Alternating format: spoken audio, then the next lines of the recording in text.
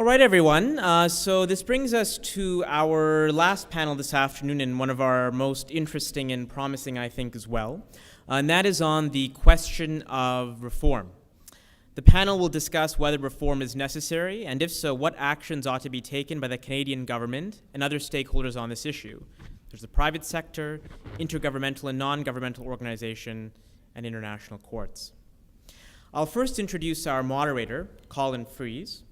Focusing on Canadian matters over the past decade, Colin Freeze has reported extensively on the interplay between government, police, spy services, and the judiciary. Now assigned to the Globe and Mail's investigative team, in the past year he has used access to information laws to report extensively and exclusively on a federal government surveillance agency, of which we, I think, all are now familiar, the Communication Security Establishment Canada, or CIC. He has broken stories regarding CIC's collection of metadata, including a great feature in this morning's Globe and Mail that I would encourage all of you to read. I won't go through the biographies of Thomas Drake and Bill Binney again. I think we're familiar with their story and biography. But we do have two new panelists joining us today. The first is Kent Roach, seated to Colin's right.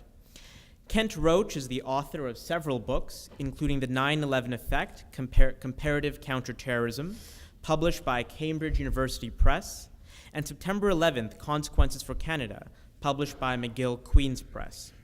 He served on the Research Advisory Committee for the Aurora Commission from 2004 to 2006, and as Research Director, Legal Studies for the Air India Commission from 2006 to 2010, and has written widely on issues relating to the review of national security activities. Seated to his right is Barbara Bucknell. Barbara Bucknell is currently the Acting Director of Policy and Research in the Legal, Policy and Parliamentary Affairs branch of the Office of the Privacy Commissioner of Canada. Barbara has been with the OPC for a number of years. She has also worked as a policy analyst in the Information and Privacy Policy Division at Treasury Board Secretariat. In 2010, Barbara was on assignment with the Organization for Economic Cooperation and Development, OECD, working on a special report to mark the current privacy environment 30 years after the adoption of the OECD privacy guidelines. She started off her professional life as a teacher, later joining the Federal Public Service as a writer and editor.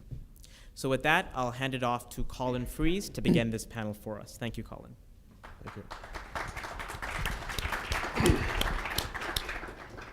I don't have much in the way of opening remarks, but just a bit about the piece this morning. I don't know if you've read it, but it took more than a year to get access to the folks at CIC to talk about their metadata collection efforts. That was negotiated over a long time. I even went there a year ago, ready for the interview, and then they pulled the plug on the last minute. It is very difficult for them to, they're just not built to engage with the media, but it got easier after I sorry, is that an understatement? I mean, they said the conversation was uncomfortable and especially since they're monitoring you, yes. Yeah, I mean, well, this is what I find so telling. If you read today's piece, I think the opening lines are no cell phones, no recording devices, and no identities. The professional spies at the table. If you go to CIC, the brand new $1 billion headquarters on the outskirts of Ottawa, it has this wonderful sort of Frank Gehry-esque flourish, which is a 5-story glass wall that just looks like you're going to a high-end museum or something like this. It is a wonderful veneer of transparency. But the inner workings of what goes on there are concealed and will forever be concealed. And I found it so telling that while I was grateful for this, the fact of the conversation, it was very telling that the people who are more or less entrusted with our telecommunications trails are also so anxious about protecting their own that they don't allow any form of electronic device in the building. And that's not just for journalists, that's across the board. You don't get an iPad in there, you don't get a cell phone, you just check that at the door, and that their own identities were sensitive was telling as well. But it was a bit like watching a and I don't mean this disrespectfully, watching a toddler learn to speak, because they've existed outside of public scrutiny for most of their existence, for almost 70 years, and they've developed their own lexicon and their own legal reasonings, and none of these people are, there was a lot of comparisons to totalitarianism. None of these people view themselves as that, but they work within a system that functions on its own logic, and if you're a hammer, everything looks like a nail, and if you're a GCHQ intelligence analyst, hey, why the hell wouldn't you look at what people's webcams are showing? Even if the prevalence of porn you get to actual intelligence is like a factor of 1,000 to 1. These are strange people doing strange things by their own logic, and as an outsider, trying to come into that and take part in that discussion is difficult in the extreme. It is a bit. I don't know if there's any Catholics in the room, but you know how the priests used to have their backs to the audience and chant Latin. That used to be a Catholic mass that they would not. It is a little bit like that. We've got to turn these priests around. We've got to make them speak in English, and then maybe we can have a dialogue about corrective measures. But it's not a bad analogy. Anyway, that is a long-winded introduction to the panel discussion we're going to have today, which is reform, where we kind of have an idea where things are now. Where are we going to take this in the future, in the years and decades to come? And to that end, we have Kent Roach, whose book of essays that he amassed in record time in 2001. Canada's Anti-Terrorism Act, which changed all of our terrorism laws, including the ones governing CIC, in record time, about 3 months from the bill being tabled to it being passed. I've never seen a bill pass as fast as that, and I've never seen a book about the bill being published even faster. So Kent did wonderful work in publishing this book of essays, which I still consult to this day, because it's pretty clear to me that our parliamentarians didn't know what the heck they were doing with respect to CIC. That the bureaucrats had written in the law things that would give rise to fundamentally different powers that would make them a fundamentally different beast. I think Thomas pointed out that the NSA at the time of 9/11 was a $4 billion agency, but it's since become an $11 billion agency. Our own CIC has become a $100 million agency, which is, according to the estimates published this week, is now an $800 million a year agency. These agencies are growing like gangbusters. And even on the fiscal side alone, even if you're okay with what they're doing, you might not be okay with the amount of money they're consuming, which I think, both Bill and Tom, that was part of their initial concerns that led them to blow the whistle on certain programs within the NSA. This stuff costs a lot of money. What are we getting for the money that we're spending? Anyway, Kent's going to outline, I think, the 9/11 environment and how that sort of led to where we are today. Barbara's with the Federal Privacy Commissioner's Office, which has introduced lately a series of proposals about how to bring CIC and Canada's other federal security agencies, bring the oversight of them into a way that is more in accord with what they're doing these days. The 9/11 pushed our police, our human spies, our computer spies. They were all in separate lanes. They're all now sort of driving in the same lane. How are we going to watch what they're doing? Especially when they're also running in cahoots with the Five Eyes partnerships. That extends beyond not just the SIGINT agencies, but also to the human intelligence. So who watches the watchers? With that, I think Bill and Tom, who we've heard from, have some ideas about where this is going in terms of reform. And anyway, that was a long-winded introduction, so let's turn the floor over to Kent. Okay, well, thank you very, very much, Colin, and thanks for the plug for the book. I do want to go back to the Anti-Terrorism Act, which of course was Canada's version of the Patriot Act. Lots of us helped out. My colleague Lisa Austin, who's here, authored a chapter. It was introduced in October 15th, 2001. By December 3rd or 4th, it was done. It was essentially law. So it was enacted very, very quickly. It is the first statutory recognition of CIC. So before this, it was all done by executive orders. So that's I think, a positive. But I think it's fair to say that many of us who tried our best to look at a 200-page bill that defined terrorism for the first time and had a raft of new offenses frankly, we missed the CIC amendments to the National Defense Act. Now, you heard from Mr. Adams this morning what has become, I think, a kind of mantra, both from CIC, the government, and also the CIC commissioner, and that is their activities are not directed at Canadians, and that they are for the purpose of foreign intelligence. I just kind of want to point out that I kind of regret that we didn't look at that as much, because the concepts of direction and purpose are actually at odds with the fundamental orientation of the Canadian Charter about the effects on rights, not only privacy, but also expression and equality. So when people tell you, well, we don't have this purpose and we're not directed at, I think that as citizens who have charter rights, you can say, well, okay, but what about your effects? Because that's a kind of fundamental thing you learn in law school, that good purposes do not shield you from invading what my colleagues have referred to as inalienable rights. Now, this provision provides for ministerial, not judicial warrants.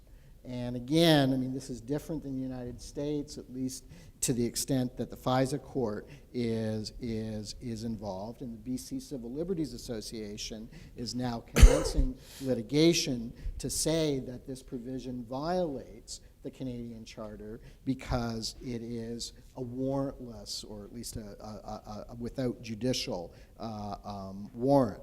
There is no mention of metadata in the legislation. There's no mention of incidental capture or minimization, which has turned out to be a very, very critical issue.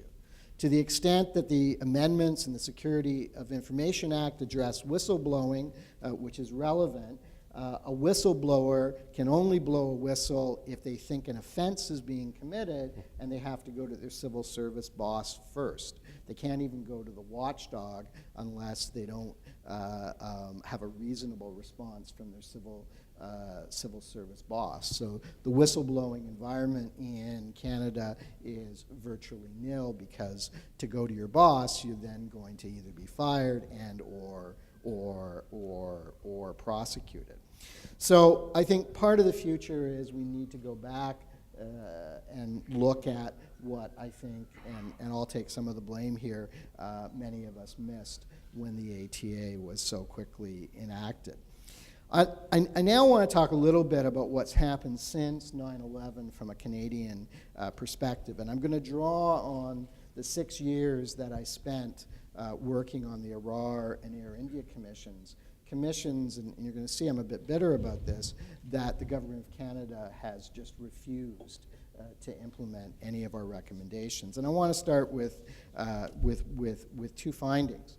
One is, you've heard our colleagues in the United States say about big data, big data overwhelming analysis. How many of you know about the James Bartleman story that was revealed by the Air India inquiry? Air India, 331 people died in 1985, the most deadly act of aviation terrorism until 9/11. James Bartleman, the former Lieutenant Governor of Ontario, testified and was vilified in many quarters for doing so, that he saw a CIC direct warning about the bombing of the one Air India flight that left Canada each year. So even before we get to big data in 1985, it can be buried. We've heard a lot about the Stasi, and I don't generally go for a lot of rhetoric, but the one mentioned of the Stasi is Richard Fadden, the former director of CIC, in quite a bitter speech, said that after the Sharkawi II decision from the Supreme Court, which said if you're going to use intelligence against the security certificate detainees, CIS can no longer destroy the raw data It has to keep the data. Now, the Supreme Court was thinking about the use of intelligence as evidence and fairness, but Director Fadden said, I think it was in 2008, people will complain that we are like the Stasi. So obviously, CSIS, I'm not talking about CIC, but CSIS is now interpreting what is meant to be a decision about fairness as authorization to keep everything about targeted. Now, one of the panelists this morning talked about Canada can become a leader. I have to say I'm getting too old and jaded to think that that's at all possible. And one of the reasons why it's not possible is my time on those commissions taught me that this idea that Canada is a net importer of intelligence drives the security establishment in Ottawa. One of the reasons why they overclaim secrets is because a lot of the secrets are not ours, they're theirs, and they're worried that if the secrets get out, the tap is going to get shut out. And I think that that's something that Canadians really have to consider. Now, the Arar Commission in 2006, and almost no attention has been paid to this because it was a second report that came out after the factual report, recommended that oversight in Canada be radically enhanced. And Justice O'Connor's principle was really simple. If we have a whole-of-government security response, we need whole-of-government review and oversight. And so he wanted the CIRC committee's jurisdiction to be expanded. He wanted statutory gateways, so CIRC, which reviews CSIS, can talk to the CSEC commissioner that reviews CSEC. The Government of Canada has refused to implement any of those recommendations. We had some interest in a parliamentary committee in 2005. We're really the only democracy that doesn't let our legislators have access to secret information. That's gone by the wayside. I don't need to mention what happened with the Afghan detainees. The Air India Commission in 2010 recommended, because most of the review that we've talked about is review about legality and propriety. And I think that that's very important.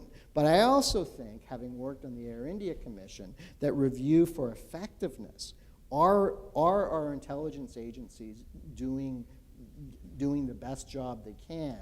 And are we as a society getting value for the increased money that we're spending on it?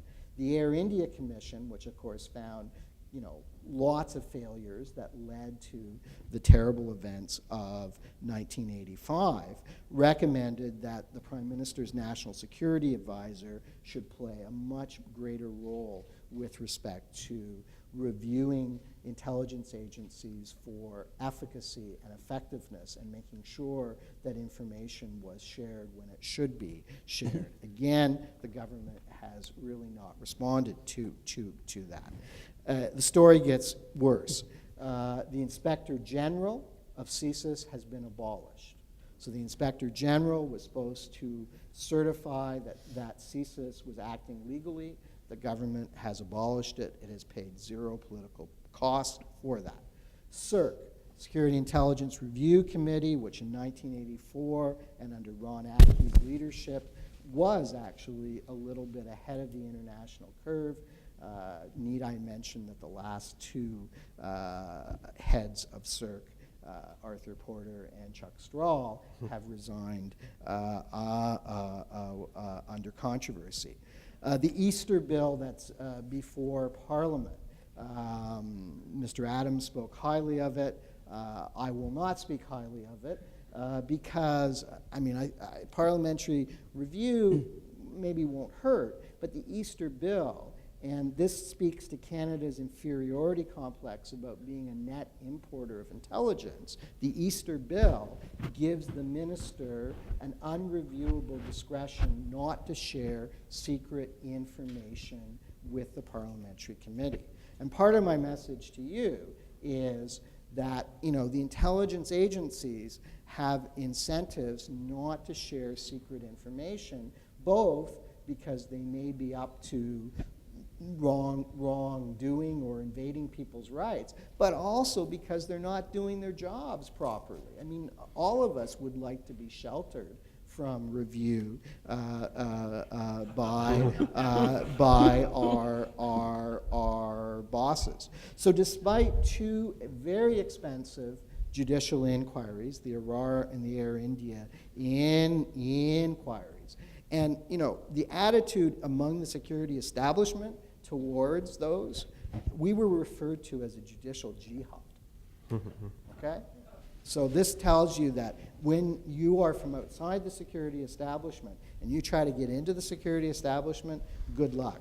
But despite those two expensive inquiries, review is worse today than it was at 9/11. I won't go into a lot about what I think should be done. I now have come to the view that we need a super CIRC, that we're not going to have the CIC commissioner and CIRC and others. We need a body, and we need a body with a diverse membership, but it needs to see all of the secret information, and it needs to be able to follow the information trail throughout government. I also think we need, with respect to transnational accountability, why don't the Five Eyes have an inspector general? And you can transfer it among the five partners. In my remaining time, how am I doing on time? Yeah. Okay. In my remaining time, I just want to briefly mention a few things about the CIC commissioner, who is the lead review agency for CIC. First, as I pointed out in an op-ed, they have a budget of a little bit over $2 million. Colin's told you a little bit about what CIC's budget is. I mean, $2 million, you can't run a law school on $2 million. Now, after I wrote that op-ed, the CIC commissioner said, well, but this is the same, this is comparable to other review agencies. Well, I'm not really sure that that's an effective response, because I think we'll hear that other review agencies don't do a great job. Second, what the CIC commissioner makes public, we don't really know how the redaction process works. But what we do know is the CIC commissioner does not appear to have the power that the Arar Commission had to challenge the government's secrecy claims and go to court. And of course, both the Arar Commission and Air India found that government was overclaiming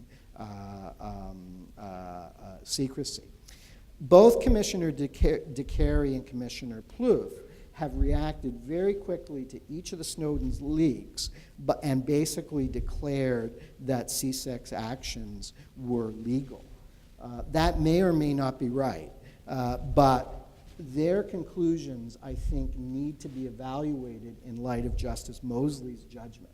Justice Mosley's judgment, in my view, is the most important thing that Canadians should be looking at, because Justice Mosley found that after he granted a CSIS warrant, CSIS then got assistance from CIC, and CIC then got assistance from the Five Eyes. Justice Mosley said that was illegal. That was not authorized by his warrant. It was not authorized under the CSIS Act. It was not authorized under CIC's enabling legislation. Now, the government is appealing Justice Mosley's decision, but I think all Canadians, and it's complex reading, but all Canadians should read Justice Mosley's decision. Last two things I want to say is I think the CIC's commissioners, I mean, even if they're right that it's legal, as any lawyer knows, a declaration of legality is only as good as the underlying law. And so I think we need to revisit the legal mandate of CIC, but I think even more importantly, we need to give review agencies a mandate that goes beyond legality, because legality relates to lawyerly sparring, or what the Americans called lawfare. I mean, John Yu's memos said torture was legal, right? So legality is part of it, but right now we're caught in this war of words where basically the CSEC commissioner is saying, I see everything, you know, if you knew what I know, it's legal. But that really depends upon the sufficiency and the robustness of the protections of the underlying law. And then I guess the last thing that I would say is, you know, given the world we live in, you know, maybe privacy and propriety isn't the only way to go here. Maybe we should just say, look, are we getting effective services for all the money that we're giving to CIC? Is the Taj Mahal that's been built in Ottawa worth it? Because, you know, to a certain extent, especially with this government, concerns about privacy and $2.50 are going to get you a cup of Starbucks coffee. So I do think that those of us who are concerned about it have to take on this issue, both on the issue of propriety, but also effectiveness. Thank you very much.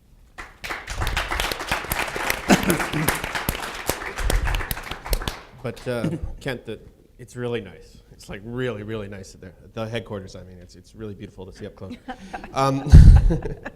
Anyway, Barbara, I'd like to hear from you because actually people don't necessarily know this. The Federal Privacy Commissioner, the office you're with, is one of the few agencies allowed inside the secrecy tent, and you can lob criticisms at them from the context of the security tent, and then you have to come back out and talk to people like me and maybe not lob those same criticisms. But yeah, what can you tell us about the Federal Privacy Commissioner's roles and feelings about all this? Sure. Well, thank you, first of all, for inviting me to come and to join all of you. And thank you for the great segue about maybe privacy isn't the main thing to be worried about or to think about in this conversation. But since that is our role, I am going to focus on a report that the Office of the Privacy Commissioner of Canada released on International Data Privacy Day on January 28th. And in that report, we make 10 recommendations that we think would improve accountability in the short term. These are recommendations that we think could be done reasonably quickly to improve accountability for privacy protection in the national security context. So before I get into that, I'm just going to take a little bit of a walk through the framework for privacy protection and oversight as it exists today. So the privacy protection in Canada, of course, we heard earlier, it's the Charter of Rights and Freedoms. Then you have the Privacy Act, which applies to federal government institutions, including CSIS, including CIC, including the RCMP, CBSA, FinTrack, and all the others who are involved in counterterrorism activities. And with it are the related Treasury Board Secretariat policies, directives, and guidelines that most people don't know anything about, but that also has a role to play. There's the Personal Information Protection and Electronic Documents Act, PIPEDA, which I've heard bandied about once or twice here, that applies to the private sector in Canada, the federal works undertakings and businesses like telecommunications companies, ISPs, so forth. And then in provinces that don't have substantially similar legislation, it applies to businesses operating in those provinces. There's a host of provincial privacy laws in Canada, and then there's the Criminal Code Part 6, which contains the prohibition on illegal interceptions and the processes for court authorization. In terms of oversight, well, they're within the agencies themselves, as they'll tell you. There are policies and approval processes. We've heard from the former head of CIC about ministerial directives and authorizations. For CSIS, it's the federal court that authorizes certain activities. Then there are the administrative review bodies, such as CIRC, the commissioner for the CSE, the RCMP complaints commissioner, which we haven't talked about at all, and then there's us, and we have we have oversight of compliance for the Privacy Act. This is a bit more broad. So while we have this role for oversight of the Privacy Act and PIPEDA, so national security activities would fall under the Privacy Act, and private sector activities, in terms of any involvement they may have in providing personal information to national security agencies and law enforcement agencies. That all comes under PIPEDA.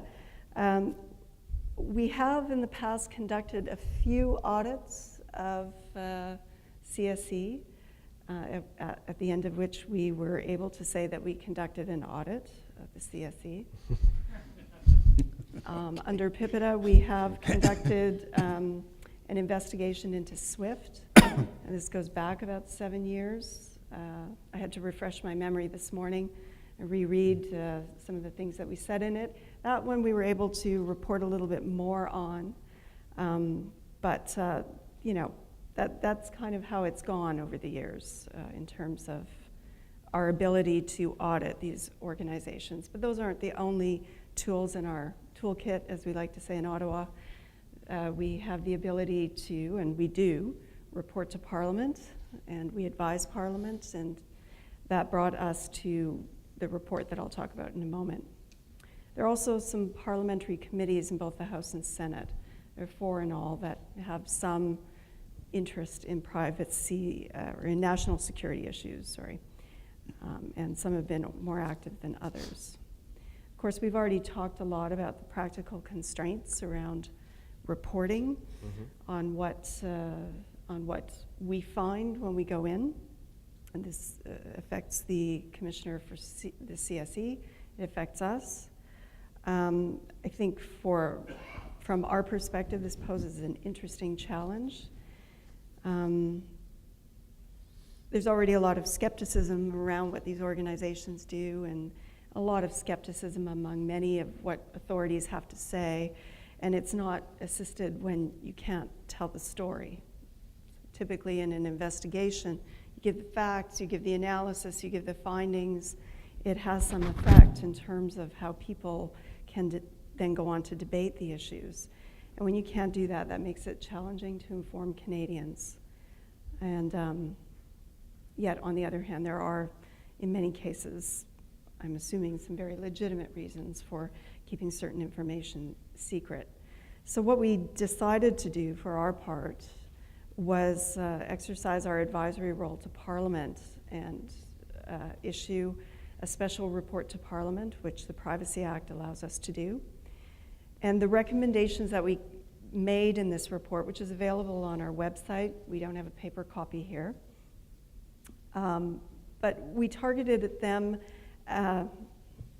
we targeted things that we thought could be done quickly or relatively easily, although some may debate that. And in fact, a lot of our recommendations, unfortunately, are things we've said before. And so some of this is just kind of a coming together of what we have said in the past. And mainly, though, we wanted to just have a conversation about it. And I think it's great that we're having one today, because it's been a little puzzling within our office to look around and see a big yawn around this issue. And nobody has been that interested. And the week we released this report, I guess timing was on our side. We released it on a Tuesday. On Thursday, the CBC report about the airport metadata program came out, and there was already scheduled a Senate hearing on the following Monday, to which CIC and CSIS had been invited to appear, and which we had appeared the month before. So it actually got a lot of play in the news, which was great. So the recommendations we made can be grouped into 3 categories: augmenting existing review and reporting mechanisms, modernize our privacy protection regime, and strengthen the current accountability regime. I'm not going to get into all the details, but I'll just highlight a few. Within the first category, we thought, well, CSEC should be required to produce statistics on where it assists other departments. So we heard this morning a very good question about that assistance and what that can entail, and whether the metadata program could be part of that, and so on. Well, just getting the statistics out there for the public to know how many times they assist would be very useful. CIC is not required to produce an annual report to Parliament, and we think that they should have to do so. It seems pretty straightforward in terms of accountability. We recommend that existing reporting requirements, I'm speaking here of public safety, the existing reporting requirements that they have on surveillance to be expanded to include production orders, location tracking, and installation of data recorders. And something that could be done fairly quickly and easily. We recommend that the government report on the major commission of inquiry and the O'Connor policy review, and that they issue a white paper clarifying their mandates in Canada's intelligence community and how they cooperate with their global partners. In terms of privacy protection, well, we highlighted some of our past recommendations. The Privacy Act was enacted in 1983, and there it has stayed.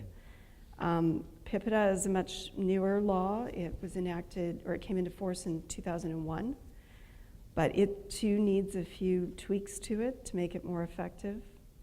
So in terms of the Privacy Act, right now you can only have recourse to federal court if you have been denied access to your personal information. You can't go if somehow your information has been used or disclosed in a manner contrary to the Privacy Act. You can't go to federal court on that, nor can we. So that's one area that we think would be a significant change. The other area that we have made recommendations on in the past have to do with information sharing. And we've picked up on some of these inquiries and said, these are the kinds of things that we'd like to see added to the Privacy Act.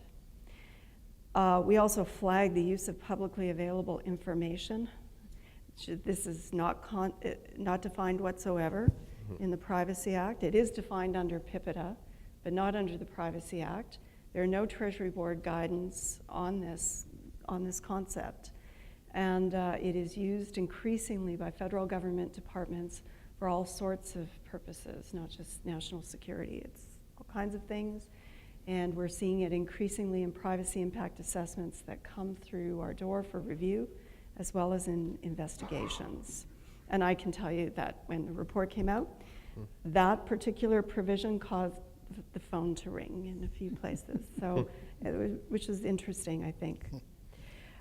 We can't cooperate formally with any of the other oversight bodies, and so that's something that we think maybe should be allowed under the Privacy Act. We can do it under PIPEDA. We have authority to cooperate with other like bodies in provinces and in other countries. And lastly, in terms of strengthening the current accountability regime, I think we've already heard about some clarifications to the National Defense Act. That's something that we flagged. We also said that past concerns that have been raised by CIRC and the Commissioner for the CSE should be addressed. And lastly, when it comes to Parliament and this whole issue of parliamentary committee, we didn't suggest that Parliament create a new or separate committee. We said they have existing venues now. They should conduct a study of national security activities that could address some of the issues around effectiveness and cost effectiveness, privacy protections and other protections under the law, and that it should be wide-ranging. It should have a lot of people representing different interests appearing there, and maybe it could address the issue of the value of parliamentary committee. So that was our report that we released a month ago. Our next step is to follow up with the departments that were responsible for some of those action items, and as well we are doing a study on the legal status of metadata in terms of privacy. So this should be forthcoming in a couple of months. Great. And often when I'm hearing these things about the Canadian system, I'm reminded there is another place. There's a place where legislators, lawmakers have routine access to their intelligence agency. as both the House and Senate Select Committee, that there are enlightened judges on intelligence courts who approve surveillance programs in an ongoing role. That there are, and this place is the United States, where there are much more ongoing checks and balances of the U.S. National Security Agency than there exists in the Canadian framework. So I'd like to ask our American guests here, why this must just be nirvana. This is what we're shooting for in Canada as we go forward. So how's it working out for you over there? I hate to discourage you before we even start, but right. our oversight is a joke, and it always has been. Okay. In fact, the intelligence committees have been so entwined in the agencies that they represent or support that their main thrust in life, their main existence is to how can they get more money for those agencies. In other words, to support them and make them grow. That means they succeed, right? Mm-hmm. It's not oversight. They're not doing oversight. They're saying, oh, well, it's just metadata, Well, that's like your entire life. If you know what you can do with metadata, right? I explained a little bit in the previous panel, but the idea is you can even get into what you're thinking in metadata. Just look at interactions of who you're interacting with in your communities and just see who they are, and if they're doctors or lawyers or things like that, you can start to see you're having troubles, or you can make a lot of assumptions just doing that. I mean, they're killing people with this metadata. I mean, they're using this to target with drones. I mean, it's all insane, but it's a really much more revealing than anybody's even talked about. But to get back to oversight, Right. we have none. Okay, even the FISA court judge, Reggie Walton, the senior judge on the FISA court, said, "I have limited capacity to understand what NSA is doing. I have to trust them. I have to trust what they tell me." Well, that means he has zero ability to tell what they're doing. In fact, the FISA court in 1972, or 2002 it was, found that the FBI had misled them in requesting 75 warrants. Well, that means that they're lying to them to get the warrants. Okay, so this has been a long-standing problem. This is nothing new. Mm-hmm. I mean, these issues have been all along, that the FISA court or the intelligence committees can verify anything that the NSA is telling them. Now, we had proposed in 1992, 93, somewhere in there, a way that would help resolve that problem. Not just for Congress, but also for the courts and for return on investment auditing of NSA. NSA cannot be audited by law. They are not audited by anybody in the U.S. government. How they spend their money is their business. So once they give the money over to them, it's their money. It's no longer the government's, and they're not accountable for it. So we proposed a program called Well Grounded.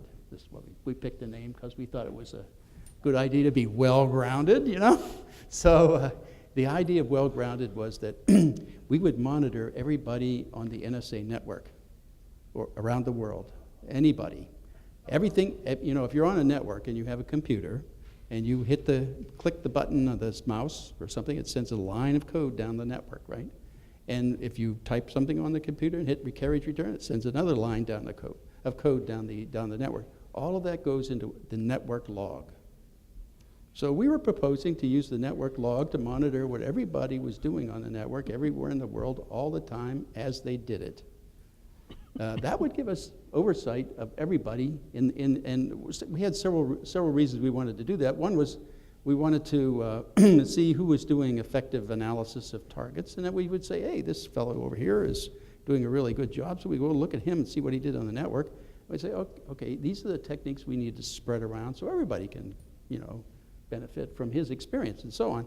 At the same time, we would be monitoring the movement of every red cent that they were spending. This was the bad part, okay?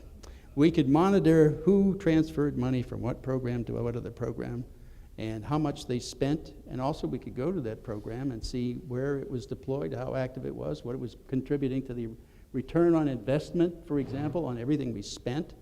So we ran into two major factions of opposition. The first one were the analysts. We do not want you monitoring us. It's okay for them to monitor you, but that's okay. We won't monitor them. So this was like 20-some years ago. And the second one was the more telling one. It was management. They said, we do not want you looking at how we're spending money at all, because then we'd be accountable for spending all that money. Well, if they'd have adopted that, of course, Mr. Snowden, if he'd have downloaded anything, we would have known as he did it that he was doing that. Okay, that was one of the other benefits you could get from that kind of monitoring. But there were too many vested interests for what I call the corporate criminal activity involved in this money spending at NSA that we couldn't effectively do that. So another thing we wanted to do was after 9/11 and all the other things for the last 10 years, we finally put a proposal into the president here that also to the Congress and the EU ministers.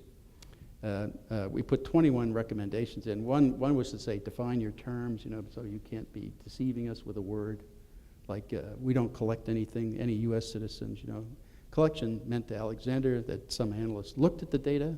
When they looked at it, it was collected, okay? As long as it was in their database, it was all right, it wasn't collected. The software could go look at it, but not people. When people look at it, it's collected. So we wanted them to define their terms so that when they use a term, it wouldn't confuse anybody, But the other, there were two major ones. The one was, of course, to get at the fact that the FISA courts and the intelligence committees could not in any way verify anything they were being told. So we were recommending a group of technical people be hired by the Congress and the courts, and that they were responsible to all of Congress, not the committees, because then they'll distort it and hide the results. You have this group of techies, and I recommended hackers because they're really great people who want to go in there and find a problem. If you want to find people who want to go find a problem, these are the guys to do it. So we would have them go into NSA spaces with allocated terminals to go into the network, look at every network around the world in NSA, every database they had, every process they were running, and verify everything they told the courts or anybody else in Congress. That way, they couldn't be lying. I mean, they have a fairly consistent track record here of lying to Congress, the public, and everybody else. In other words, but even the reaction in late July, early August to try to unfund the NSA activities by Representative Amos and Conyers, that was started because they began to realize that they were being lied to by the intelligence committees. Well, then they had their own group and almost passed that act to unfund the NSA activities. They lost by 12 votes. That's not bad out of 435 from scratch, right? That was only after the short number of Snowden exposure. We wouldn't be having this discussion without Edward Snowden. We would not. Because they would still keep it secret in a secret court with secret interpretations of laws, doing everything, making secret constitutional decisions. Everything would be done in secret. We'd never know. So this is really what we have to thank Edward Snowden to. I still believe he should be prosecuted. After we prosecute George Bush, Dick Cheney, Hayden Tenet, everybody on the intelligence committees, and then everybody in the Obama administration, then you get down in time order to Snowden. Anyway, that's my answer to we should try him, or he's a criminal, or he's violated his law. He actually is somebody who tried to live up to his oath of office, which was defend the Constitution. All the rest of these yo-yos we have in Washington are violating their oath of office.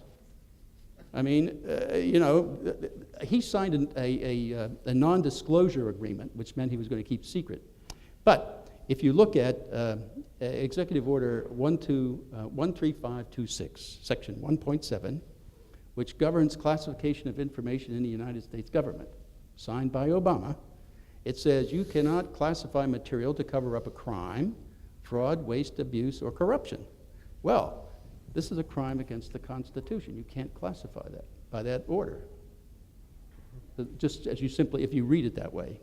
And all that business they've been arguing about, we couldn't keep up with the foreign connections and all that crap, that's just crap, right? Executive Order 12333, signed by Reagan in 1981 or 82, authorized them to do that. I mean, they had authorization from the very beginning to do to follow one end foreign, one end U.S. If it's a terrorist, you have the full right to do that from scratch, and you could just, and you had 72 hours, I think, to get request a warrant.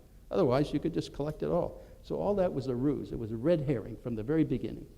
And they did that simply to justify this bulk collection because they wanted this for law enforcement and control of the population. And actually, the IRS is a part of this monitoring too. And so I had always assumed that they had been using this to target Tea Party members and anybody else, any other political parties that weren't agreeing with the White House narrative today. Bill, Yep. I just want to interject here and throw to Tom, because Yeah. you guys may not know this, but Tom was part of a group of whistleblowers who went to Russia last fall to Yes. meet Snowden in exile. And Tom, I know you prepared some remarks, but just by way, I mean, you've met this man everybody's talking about, and he didn't see him as Edward Snowden didn't appear by himself. He's a whistleblower that came after other whistleblowers, some of whom are sitting beside me here today. But I'm just wondering, Tom, if you can recount that. When you and Snowden were, when you saw him in Russia, what was that like? Well, it was quite a moment. I mean, he had acknowledged myself, Bill Binney, and others. I recognized he was standing on my shoulders, and it was a moment of two whistleblowers looking at each other and meeting for the first time. Of course, the ironies of history were not lost on me, because here I am in Russia for the first time, a country in which was denied territory to me during the Cold War. And it was particularly the case when I was walking across Red Square in Lenin's tomb being rehabilitated. Ironies of history were not lost on me. I mean, this extraordinary act of civil disobedience, he recognized that all that we had done in terms of whistleblowing, all that I had gone through, and how close I came to ending up in prison, and had fortunately remained free, that this surveillance apparatus, this surveillance regime had metastasized in the 12 years, because I was eyewitness to the foundational programs in terms of the secret surveillance. And here he was providing, as I did within channels, but here he is 12 years later providing documented proof of just how far this regime had gone. And it's a public accounting. I mean, I think one of the things, and he was willing to give up, as have other whistleblowers, including myself. I mean, the first thing that my private attorney asked me when it was clear the government was moving against me many, many years ago, and I ended up resigning from NSA, he said, "Are you willing to go to prison?" And I said, yes. And he had to get that out of the way, because it says, if you're not, we'll just plead this out. You'll end up in prison for a few years, and then you'll live the rest of your life. Snowden had to escape the United States to even disclose what he had. There's no question. And under the National Defense Authorization Act that I think Bill made reference to, you have this extraordinarily dangerous act which allows the government to pull you off the street. I mean, it's just important to note, and some of you heard what I said earlier, that when you hold up these mirrors, when you're the truth teller and the whistleblower, there are extraordinarily powerful forces that don't take to it very kindly. And we have to understand that. These forces are in play. These forces are in place to maintain these institutional prerogatives out of sight of prying public eyes, or any oversight for that matter. The oversight regime within the US is really a true kabuki dance. There's only a couple of senators in particular, and all the others are starting to chime in because of the Snowden disclosures, who have gone right to the edge, like the Senator Wydens and the Udalls, knowing that the government has been misrepresenting and lying, and even perjuring himself in both open and closed session, particularly in open session. But these powerful forces are important to understand. I mean, I had someone during the break come up to me saying, how do you know, I would be absolutely scared silly by given what, I'm paraphrasing what they shared with me. I'm not going to stand in fear of my own government. I mean, that's the last thing I want to see happen. I mean, it reminds me of what Benjamin Franklin said some years ago, that democracy is two wolves and a lamb, you know, voting on what to have for lunch, and liberty is a well-armed lamb contesting the vote. You know, we need well-armed lambs. These instruments of national power are not to be trifled with. That's a fact. But they want to keep these persistent surveillance regimes off the books. This is secret government. And I'll have to say this again. I mean, we've seen a lot of disclosures from Snowden. There are still things that I was exposed to, things that I've even shared publicly that even Snowden either has not disclosed in terms of what he gave to reporters and journalists or has simply not come out yet. There is still a whole lot that remains hidden under other quote-unquote authorities, truly. And one of the things you must understand here in terms of reform is that the government, U.S. government, will, when they can no longer contest the validity of a disclosure, they will acknowledge up to that level of disclosure and then hide everything else behind it. So the question we have to ask, and I really want to raise this question in this session, given my remarks here, and run a quick privacy exercise with you just to ground it. Can democracy and privacy survive mass surveillance and secrecy? It's a fundamental question. And it's a false dichotomy to argue that somehow that line always has to be drawn one way or the other. The so-called times of crisis or actual crisis. Historically, it's been the case, but that pendulum has always tended to swing back. So just to make it really personal, and I had promised a couple of people this, and I think it's important to understand why reform is so crucial. But it certainly can't be faux reform. It cannot be simply changing the ruffles on the drapes or the color of the ruffles on the drapes and make it look like something it isn't, right? When the drapes themselves are still hiding and they have not been opened up. So if privacy, democracy, freedom and rights and liberties are that crucial, and if you can justify a surveillance state because of real or perceived or imagined threats, then if that's the case, any one of us, any of you should be more than willing, as we leave today, to give me the keys to your car, to your house, all your passwords, all your accounts, all your medical records. And every time I've asked this question, and there's different ways to couch this, the answer I get, except for one individual in California who said maybe, is no. And he was just playing with me. So would you? Because it's fundamental to where we go from here in terms of reform. Knowledge in itself is important in terms of public awareness. That's in the public interest. The whistleblowing of Bill, myself, and Edward Snowden is crucial to the public debate, which we're now having finally after all these years. But if you can justify, and assuming the government is the protector, and assuming you can trust government, then you shouldn't have any problem. If I'm a fellow citizen, you should have no problem, right? And Canada's friendly to the United States. You should have no problem giving up those keys and those passwords. And yet everybody tells me, no, I won't. Why? Why? And I'm asking you, I want you to actually answer the question, because it's in your answer as to why for you is where the reform truly begins, especially since we're increasingly aware of just how far the surveillance regime has gone in the name of national security, and in the name of keeping us safe, and in the name of protecting everything that we ostensibly live for.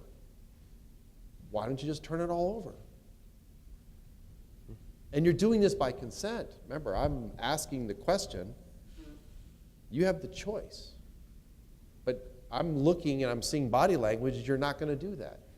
So there must be something in your resistance to my request to give up your keys and your passwords and your medical records and your credit cards. Oh yeah, I meant to ask for all your credit cards as well. Bank statements, right?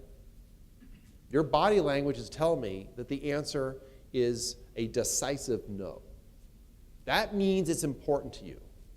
And you need to answer for yourself in your own life why that's important. Because if you're not willing, and this is really the start of this conversation in terms of reform, if you're not willing to give that up, which you say is yours, for the reasons you give in your own personal lives and professional lives, then why would you allow your own government, whether in our case the United States or whether it's Canada,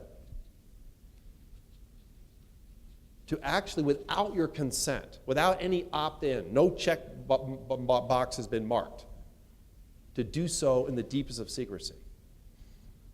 It's a fundamental question that somehow you're not willing, because you draw that line when you're face to face with it. You know what is your space, the personal space, and why privacy is so crucial to liberty and freedom. And yet somehow we just, hey, the government, it's okay if the government's looking at it. I trust the government. You don't even trust me to turn over what's private for you, but apparently you're willing to let the government do it. And this is really fundamental, because in terms of the United States, it comes back to we the people. I actually put the burden back on the people. It's ultimately, what are we as a people going to do about it?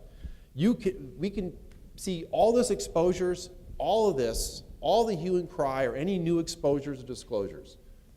It's like, what's the next shoe that's going to drop? It always becomes its own reality TV show, right? Is there something even bigger? Is there something even better? Is there something that's really going to wake up the public? Look, during the American Revolution, I told someone during the break, only about 3% of the population in colonial America actually resisted the crown. Everybody else was either redcoats, okay, or just acquiesced, right? Didn't want to be involved. Roughly 3%. So sometimes this makes people uncomfortable when they're confronted by this. You know, we give government, it's one of the interesting dynamics. Bismarck was right. Watching government is like watching sausage made. I'm paraphrasing him. Mm-hmm. We don't like it. It's messy. And unfortunately, a lot of the best people of our own society generally don't seek out positions of power. They really actually abhor it. So guess what fills the vacuum? This is the nature of the human condition. So we tend to give government wide berth, especially when it comes to like national security, that there's people that are looking out for our best interests. And I think most people would accept that that's the case. But how far do we let them go? And how far are we willing to let them intrude on what's fundamental to us as sovereign human beings? I think that's the fundamental question. Because if we're not willing to actually answer that question or confront that, then we're going to continue to go, we'll work all this on the edges. We put together, you can look at it on the web, 21 very specific recommendations. Things like getting rid of national security letters.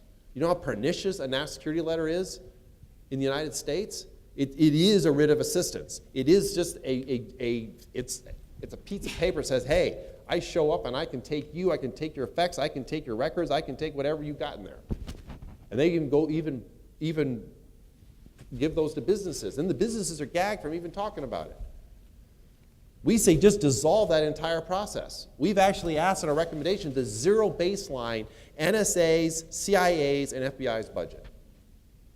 Zero baseline it. I actually had an effort I was in charge of. It was a multi-million-dollar effort to baseline the entire budget at NSA using the actual collection, the actual systems in the field as the filter. What are we getting for our money? Do you realize NSA severely objected to it, did everything they could to prevent, even within NSA, having that level of accountability. So a project that supports this and O&M and all the other, and RDT&E monies, and actually tracing it all the way out to a field site, would refuse to do that. You had strenuous objection. So even within the secrecy system, they don't want accountability. So what does that tell you? And you have to ask the question as citizens. We're spending, I recognize NSA's budget dwarfs CIC's budget, but what are we getting for it? You really have to ask the question, is it really buying us security? Tom, I just want to interject here. Sure. And, one of the arguments CIC offered at committee last year is the question was along the lines of, you guys are spending $400 million a year at that point. What are we getting for it?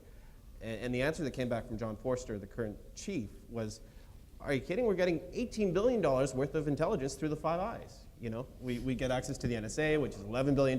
We get access to GCHQ, which is probably 4 or 5. So it is a bargain at twice the price. But in moving this forward, I just want to, there's this disconnect I have. I mean, we're talking about these agencies as if they are evil agencies, and yet when John Adams was here, I thought, I've met him before, nice guy. I met some CIC people.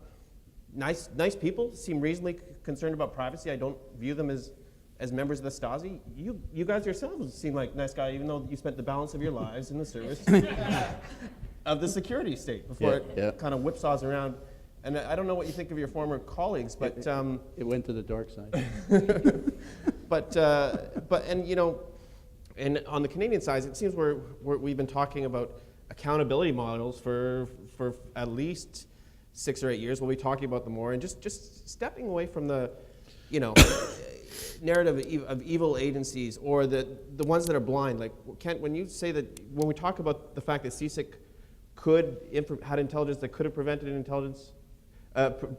terrorist attack, could have allowed 330 people to live, children would have not grown up as orphans. Like, that is a tremendous power to do good.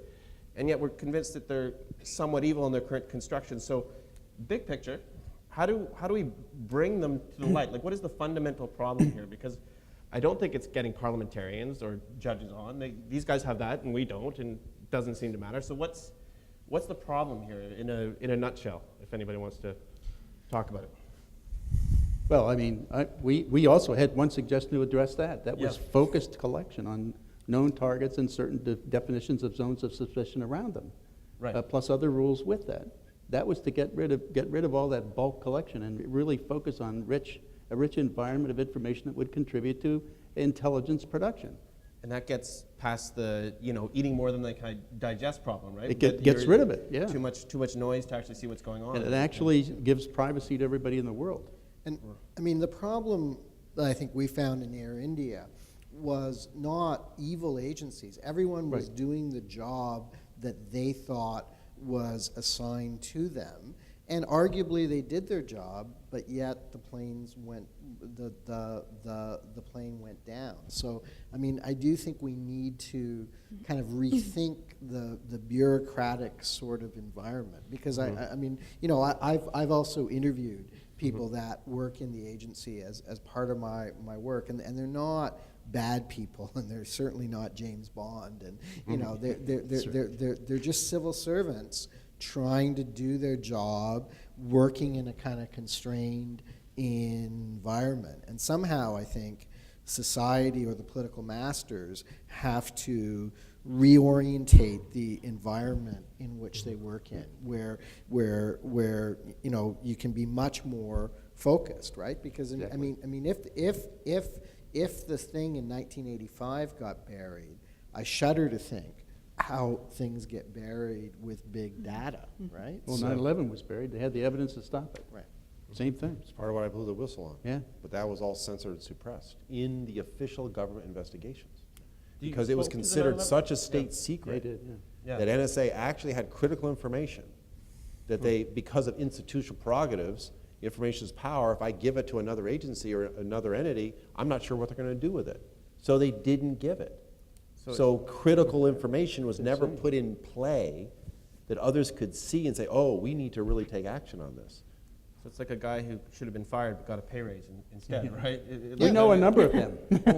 Right. So, but I mean, Barbara, there's one question I've been dying to ask you, because when the Globe started writing stories about CIC's metadata collection last summer, I spoke to your former boss, Jennifer Stoddard, and she's like, yeah, when that first came up in 2005, we raised some real concerns about that. And what I wanted to say but didn't because I was too polite. It's like, it's 2013. Why are we only cluing into this debate now? You know, what sense does it have to have these debates within the you know, you don't fundamentally exist in the tent of secrecy, but you get to go inside it sometimes. But what good is that if you can't come out and speak your mind?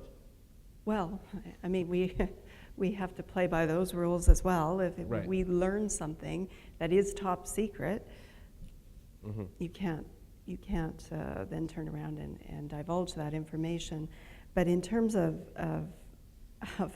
why didn't we know about it? Well, nobody even seemed to know who the CSC was until last year. Right. So, you know, there is so much that we have to do, just basic stuff, I think, within Canada, around getting basic information out to individuals. Some of the recommendations that we have are simply asking CIC to put in one report what they'll release over here under an access to information request and over here in some other report, put it in one. But, you know, people don't have the basic information about this stuff. But just on the secrecy thing, I think it is very important that the Arar Commission had the option and exercised the option of going to court, right? Because I mean, our first redacted version got shut down by the government, and so the decision was made. We were going to go in camera. We were going to write our report, and we would go to court if the government wouldn't let us release our report. And that's not, I think, a power that the CIC commissioner or the privacy commissioner really has. So I do think that, you know, the judicial inquiries is something that I think is different than the United States, and they can be very, very powerful tools. But, you know, the government obviously can just say no to appointing them, and they said no when it came to the Afghan detainees. You mentioned the RCMP Complaints Commission. They can have access to secret information, but if the commissioner says no, then we go through this very expensive process of appointing a retired judge, as in the Afghan detainee, to make a recommendation. I mean, that's not what we recommended. We recommended that the oversight body should see everything except cabinet confidences that the agency has.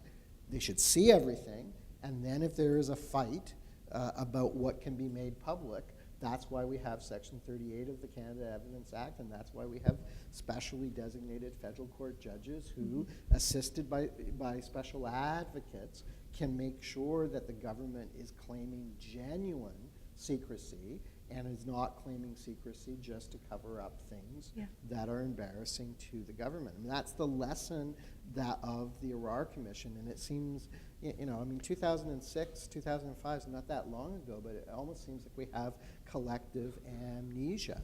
And to go back to Justice Mosley's decision, I mean, he went back to the Arar Commission and said, look, when we use the Five Eyes to help execute a CSIS warrant, we lose control over that information. And sure, the Five Eyes may not be doing what was done in the Arar case, but there's no kind of guarantees. So, I mean, you know, I mean, it isn't like none of these issues have come forth in Canada. It just seems like they get public attention, and then public attention fades, and we're all worried about sexual harassment in the RCMP. I mean, if you go back and read the legislative debates about the RCMP complaints body, that was the only issue that anyone cared about, and no one mentioned what the Arar Commission recommended. The General Counsel of CCLA and myself, we prepared a parliamentary brief. The parliamentary committee didn't even ask us to come. So, I mean, you know, to a certain extent, we get the government we deserve. Well, by the way, I wanted to make a point on the Arar case. Yep. It's my understanding he was rendered based on his name, that it was close to some other name that was a terrorist. I don't think that's fair. He, so if you don't know the Arar case, Arar is a Canadian, Arab Canadian citizen, stopped at JFK Airport, and then in mysterious 2 weeks later, he's put on a flight on a CIA leased jet to a prison, first in Jordan, first in Syria. Now, if you look at the border guard report, it's, you know, we think you're a terrorist. Well, why? Because you know 2 other Canadian Arabs who are currently in jail in Syria, you know, who are also directed there by, so it was a guilt by association My case. point was getting to the metadata. You're talking metadata here, and this is the reason he was rendered. It wasn't metadata. It was at the It was associations. Canadian police broadcast That's suspicions metadata. about it. It's like a form of metadata. Yeah, form of not metadata. technical metadata, but that's yes. right. it's Yeah, That shows up in association, his It's a phone form. calls or emails or visiting and stuff like that. Yeah. You know these 2 guys who we think So- are bad guys, that therefore they must be a my bad point. guy. But, and who was held accountable? well, I would say to Canada's credit, the government of Canada wrote Arar a check. They held a public inquiry. There was a well-intentioned judge who wrote a report. And when our government tried to redact every single reference to the fact that the CIA sort of machinated this whole thing, the judge went to court and said, come on, you can't tell this narrative by leaving out the fact that there is a central intelligence agency and they did this because I would say the Canadian federal agencies did wrong, but they started a snowball rolling down the hill, and it was the CIA that made the decision to send him to the torture state. But it's also my understanding that the U.S. government denies this. Oh yeah, no. I mean. Yeah, didn't when I say where's accountability, where's the accountability on the U.S. side of this? Yeah, right? no. I mean, I've testified before one of your congressional committees, but Mr. Arar is still on the U.S. watch list. Yes. And as for accountability, I mean, Colin's right. We paid Mr. Arar $10.5 million, and I think that was important. But you also have to remember that there were unnamed security officials who leaked information about Mr. Arar in an attempt to discredit him. And if you read Justice O'Connor's report, he says, these people should be prosecuted, right? Because you can't hide behind secrecy when it is in your interest, and then break secrecy to try to discredit a person and his reputation. And the RCMP investigated, and the file has been closed, so there's zero individual accountability, just like in terms of the American abuses, there's been zero individual accountability. And this is another aspect of using metadata as a part of the driving intelligence or law enforcement actions. In this case, it was CIA, though. And I just want to add that the other Canadian Arabs who ended up in the Syrian prison 14 years ago, I think at this point, 12 years ago, still have live litigation. Nobody's ever cut them a check. Nobody's ever said sorry. They were there for twice as long, got it twice as bad. And this is Bashar al-Assad, Syria. It's not a nice place now. It wasn't a nice place then. And there has been nobody's come forward to say to these guys, shouldn't have happened. But I will point out, this occurs in a context when the U.S. Central Intelligence Agency was rendering terrorism suspects to secret prisons. It is now taken things a step further by, in countries like Yemen and Pakistan and Somalia, it blows them up, right? And this is, I would say, think about this when you read the Mosley decision. He says, when the Five Eyes share information, when Canada broadcasts suspicions attached to Canadian terrorism suspects who go off into the wider world in these places, they may be detained or otherwise harmed.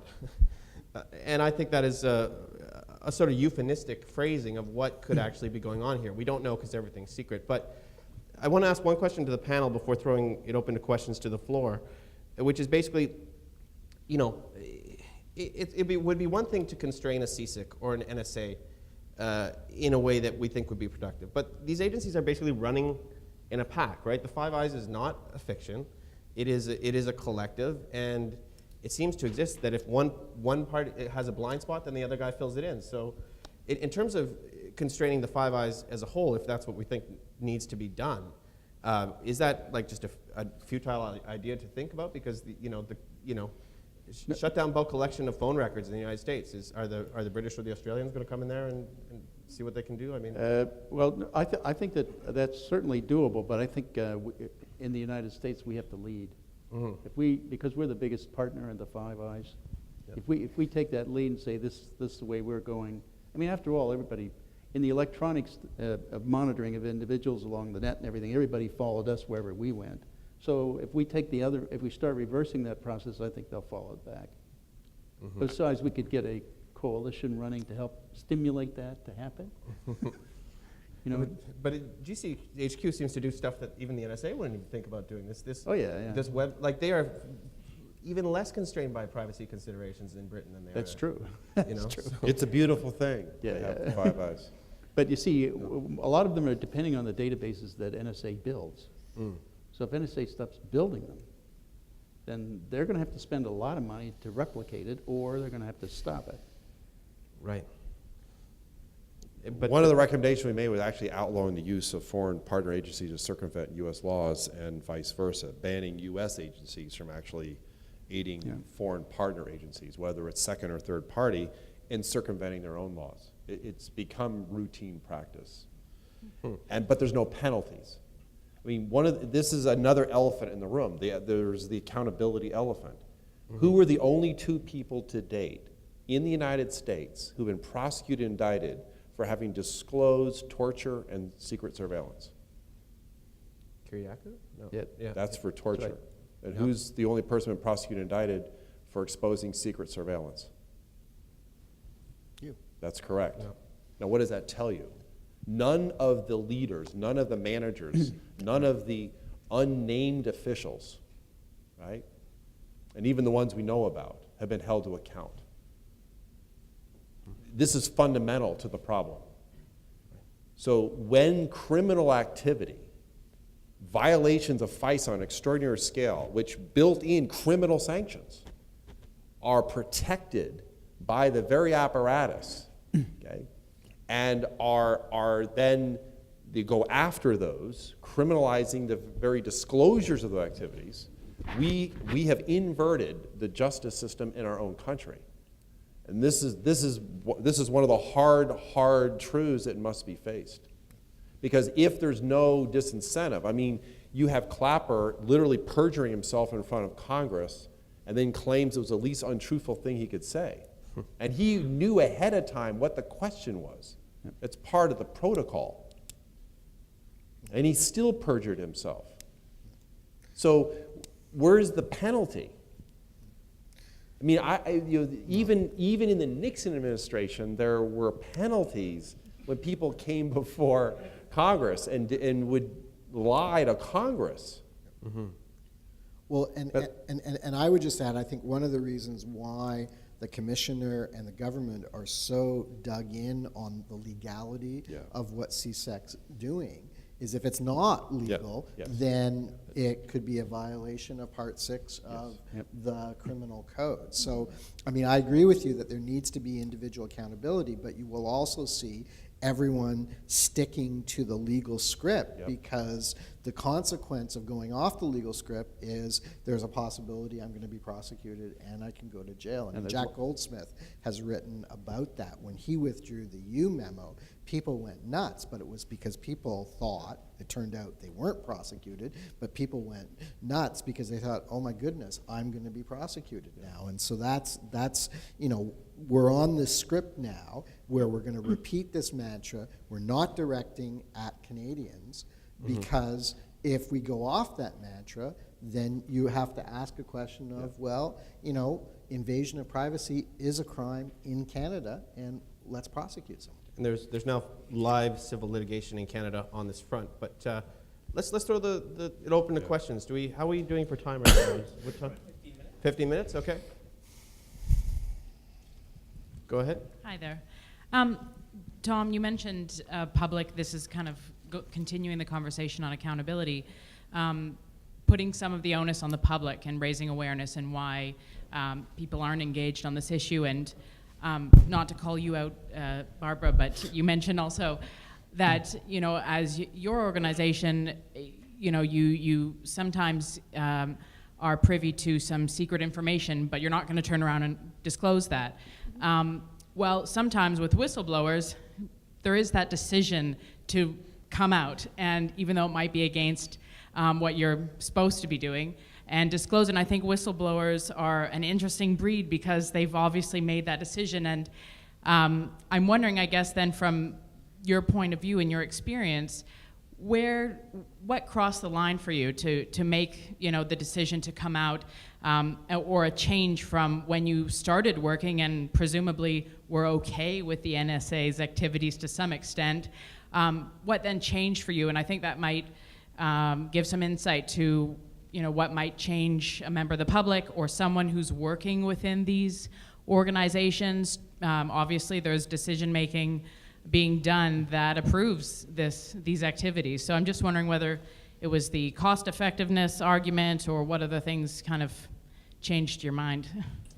I was confronted by the stark reality that my own government, in the deepest of secrecy, was subverting the Constitution and was spending massive amounts of money on solutions that had already been solved, and the massive loss of intelligence and hiding intelligence that probably would have prevented 9/11 if it had been shared. Those are the three pillars of my whistleblowing. So I'm confronted with that stark reality. The moment of truth for me was when I was in conversation with the NSA attorney who said the White House had approved the secret surveillance program and then said, don't ask any more questions. After said it was all legal. I knew in that moment that if I remained silent, that I'd be complicit to a crime and accessory to a crime. I could not stand and remain passive in the face of what I was seeing. That all that I had taken an oath to support and defend was now just being cast aside. So that's the government unchaining itself from the Constitution. And it's got the White House approval, which means the White House itself is complicit in the crime, particularly the secret domestic surveillance, turning the United States into a foreign nation for dragnet surveillance. I knew I couldn't remain silent, but I knew that if I went to the press, I would have been fired instantly, immediately.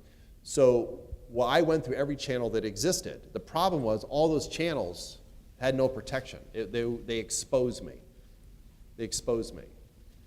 I got to the point after multiple investigations, material witness 2911, all suppressed and censored, DOD Office Inspector General, audit investigation of Thin Thread and Trailblazer.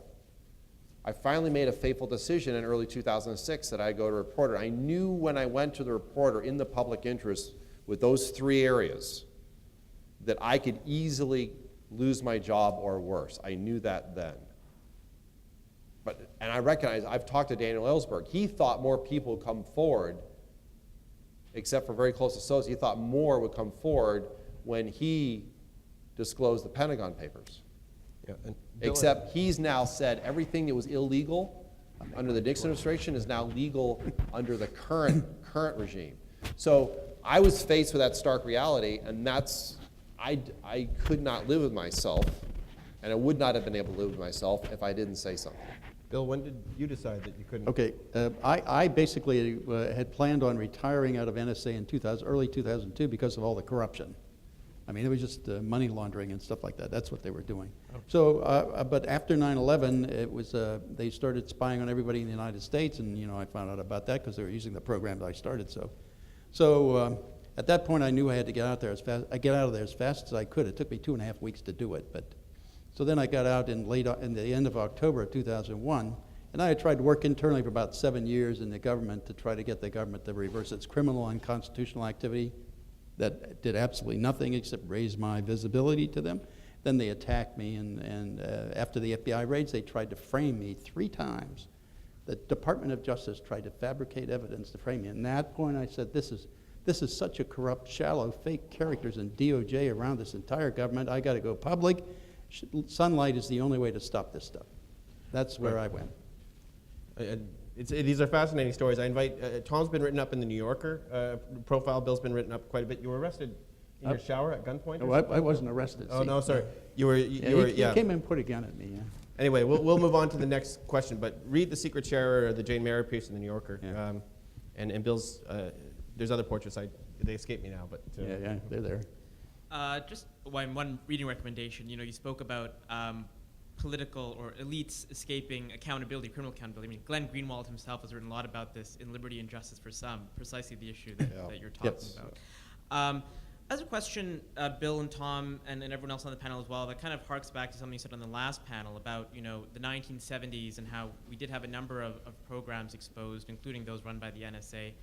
And I suppose the highest level of response from the legislative branch in the U.S. to that was the Church Committee at the time, and a lot of legislation coming out of some of those revelations.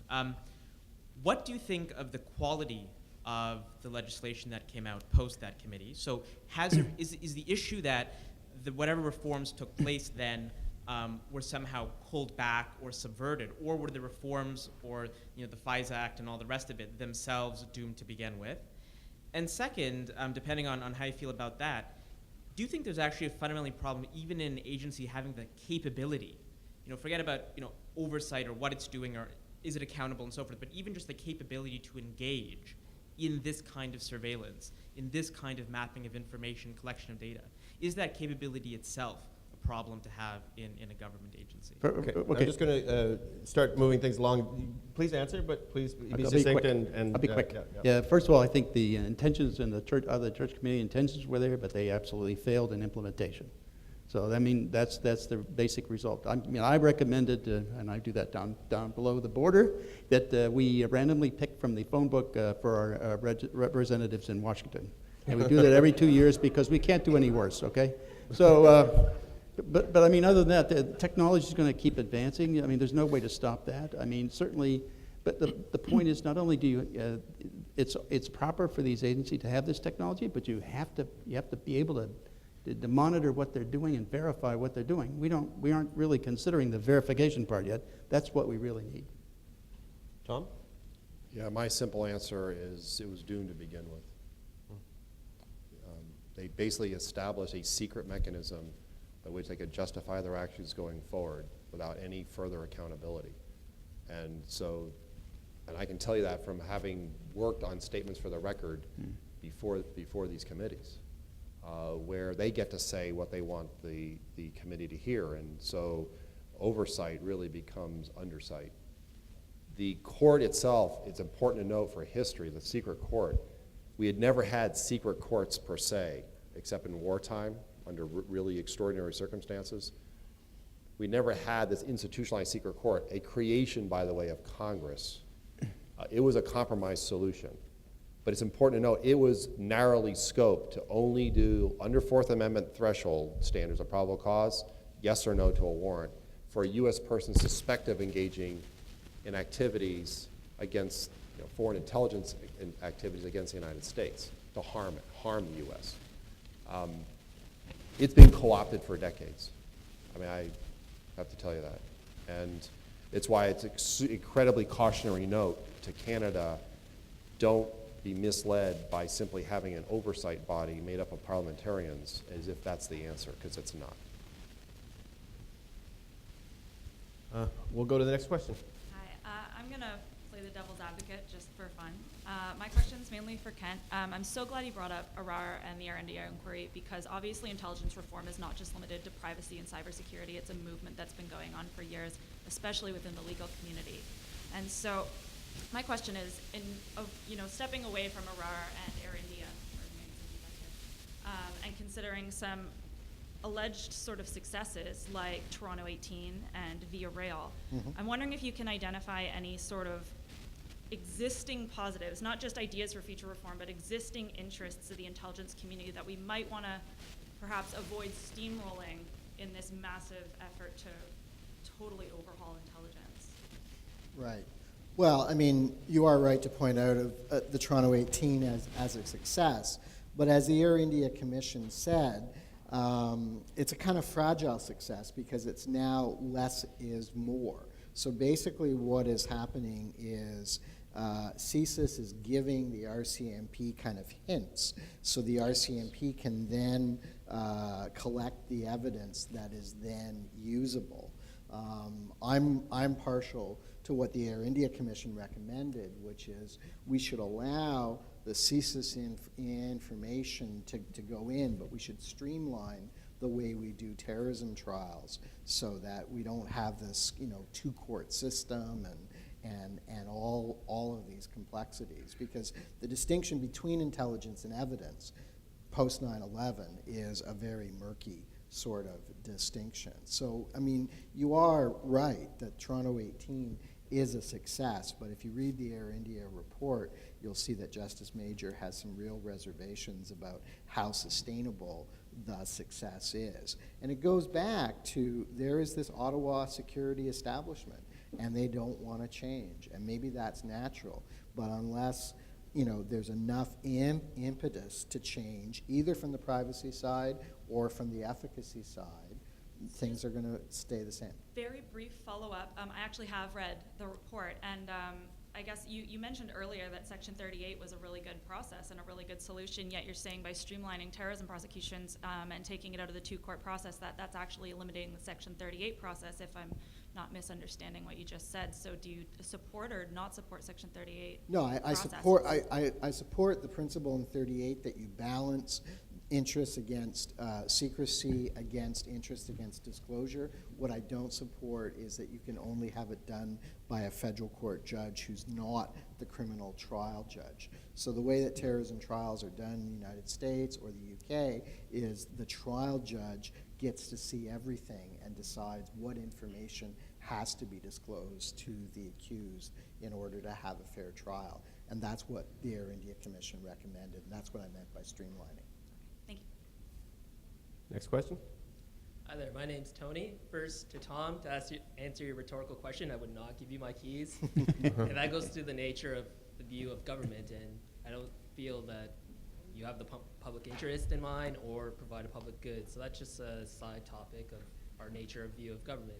But my question is, and I ask this in goodwill, I know it may not be the most appropriate question for this panel, because I personally feel that it's stacked in a certain direction, and God bless John Adams and Raphael trying to bring that middle path and moderation to this conference.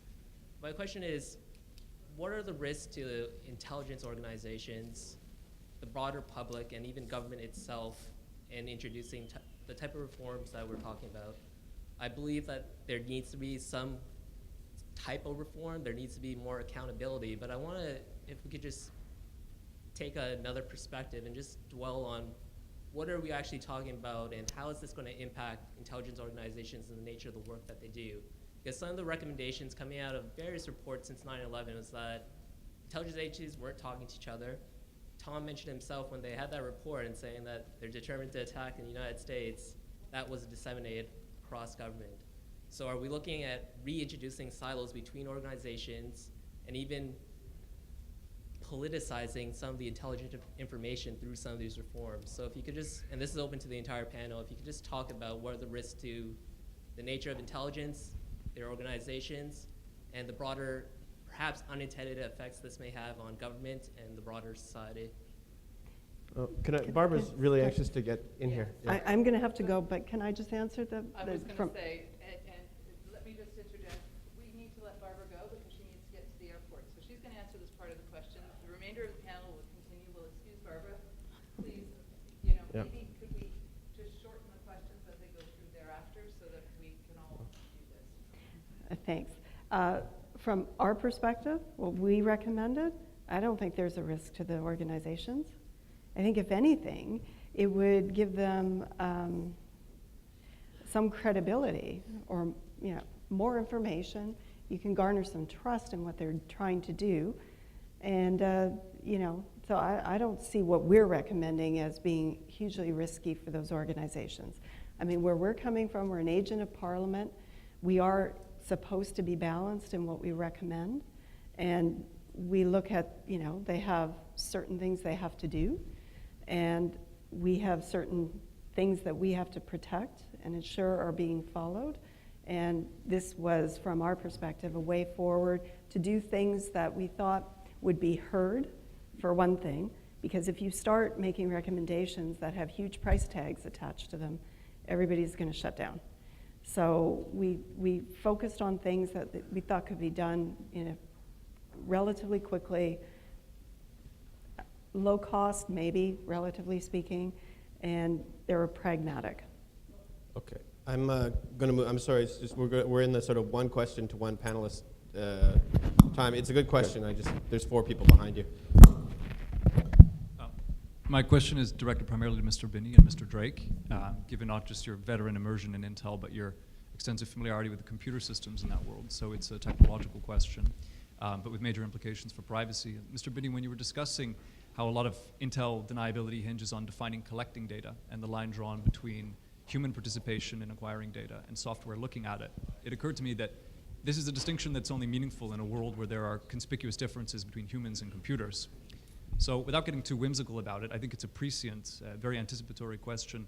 As lines increasingly become blurred, as the very baseline that we're asking questions of reform about vanishes to a receding point of technological obsolescence, as AI grows exponentially, and when you have credible futurists and technologists like Kurzweil extrapolating from exponential growth and saying, in many respects, in 15, 20 years, we'll have human comparable cognitive capacities in data, and in 30 years, maybe even better, at least for all intents and purposes, practically, in how machines are looking at, and for lack of a better word, thinking about data, then doesn't it become a moot point and almost a poetic conceit to draw a line between a way of thinking that's essentially human. One is connected to a heartbeat, the other is CPU. And it sounds whimsical today, but there's a lot of compelling data to suggest it's blurring to the point where that deniability becomes a moot point. So from a computing standpoint, what are your thoughts on that?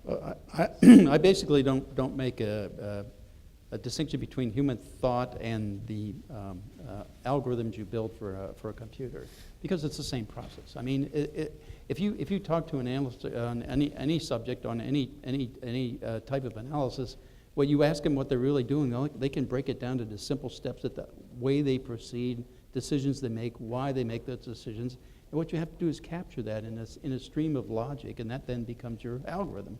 And so I don't really make a distinction, because that's what people think too. That's the way they think too. So I don't make that. What I was trying to get at was that when that process is continuing, you need to have some way of verifying that it's doing the right thing, or things that it's not doing things you don't want it to intrude on, like privacy. And that can be done with other algorithms. Okay. In a similar way. I'm reminded of RoboCop. Yeah, that's right. That's right. I have a question for Thomas. In the news in the past, there have been a couple of mentions that the American government wanted Snowden to return the documents he'd stolen. Did he destroy the originals? Why would they be asking for documents they might already have? He's no longer in possession of the documents he brought out with him. Yeah. But why would they even be asking for them? Did he destroy Because the they're originals? afraid of what else he may release. I see. So they need an inventory of, they don't have an inventory of what he took? They don't.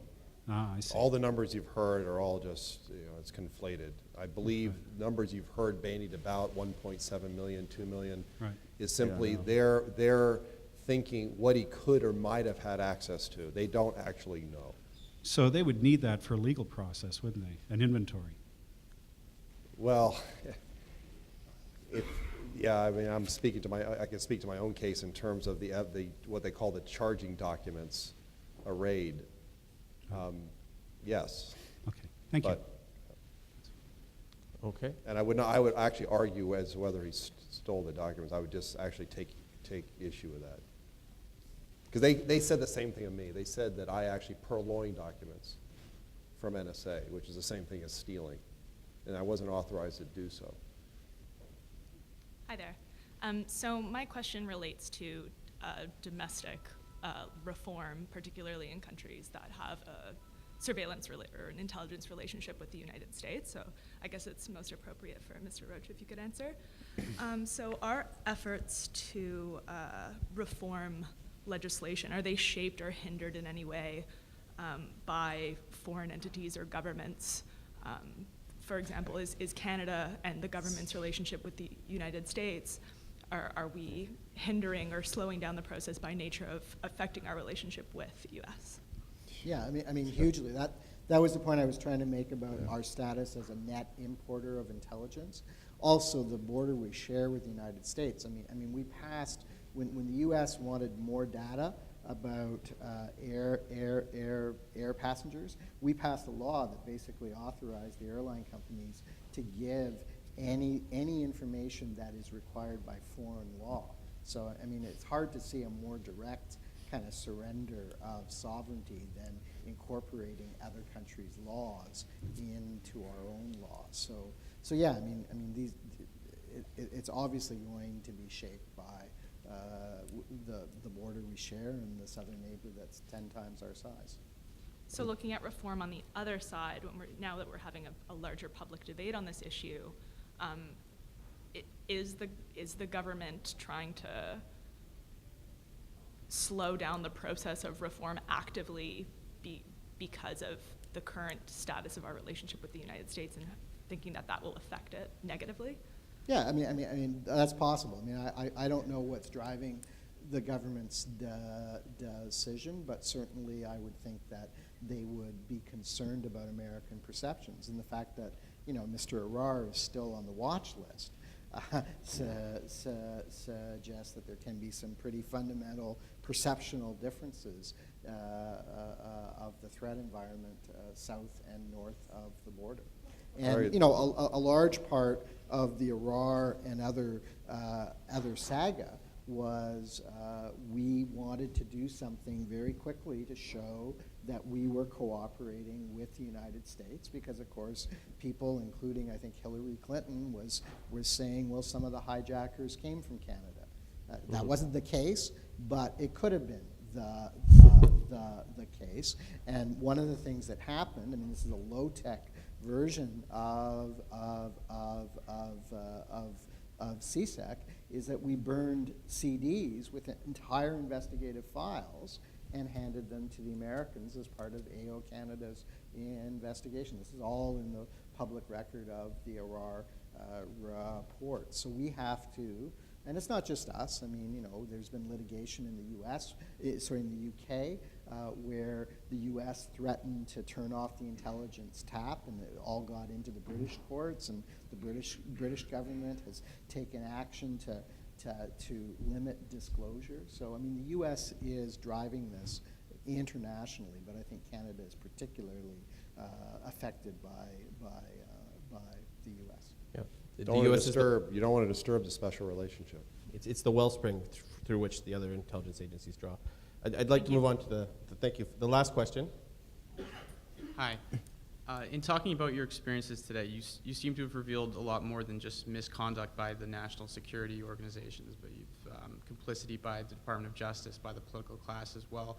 And I'm wondering, is what you talk about is the metastases of the national security organizations and intelligence organizations. Is this something that reveals a larger problem or a systemic problem within our political system, generally speaking, and the interests that are represented in it, in the way it's represented, in the way it's organized?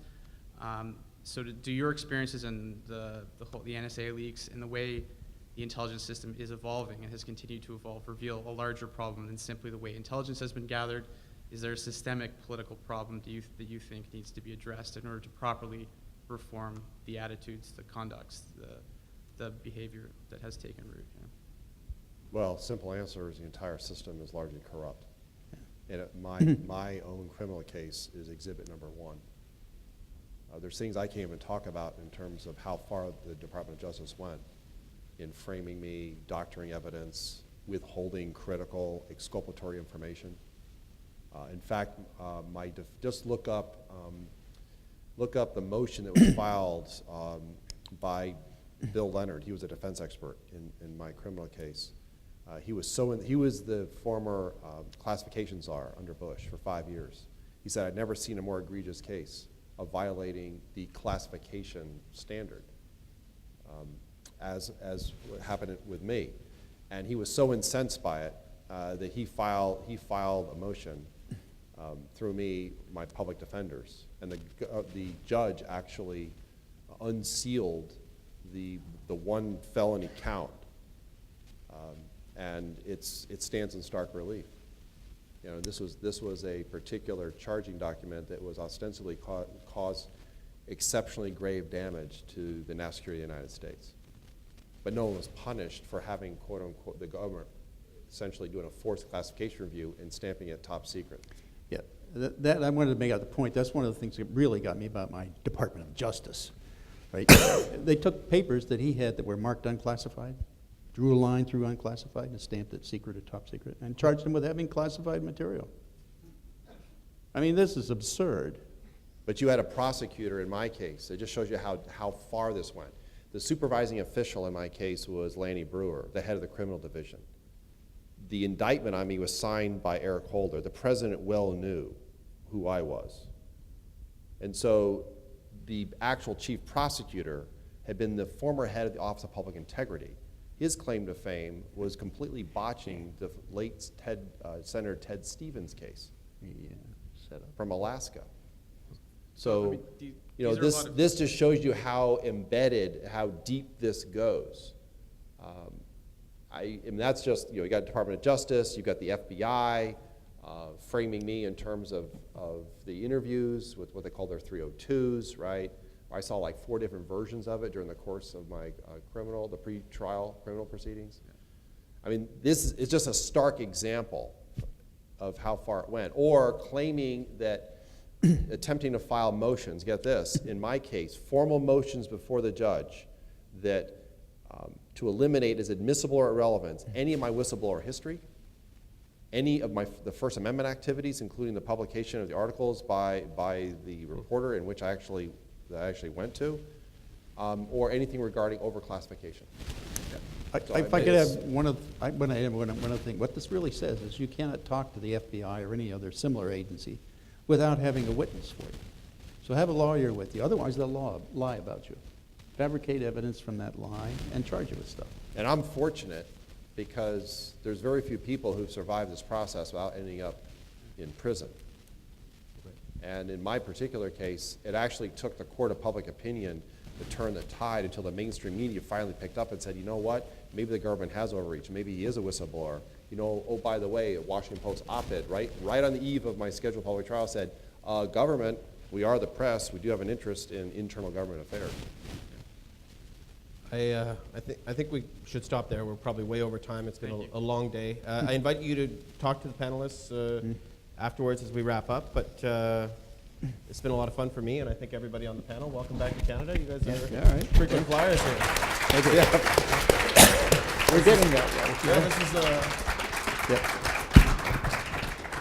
Well, thank you everyone for our last panel and for everyone here for staying today and having such an important discussion. We hope to see you at some of our events in the future. And there's also a glass bowl in the back there. There should be. Right there, where you can just drop your name tags on your way out. There's also going to be an official conference publication that's going to discuss a lot of the themes that were brought up in our panels, in our keynote, as well as have some other additional papers on the subject, and hopefully we'll have a video recording of the proceedings available to you at some point as well online and or another medium. So just two notes of our appreciation to Kent and Colin. Thank you very much for coming in.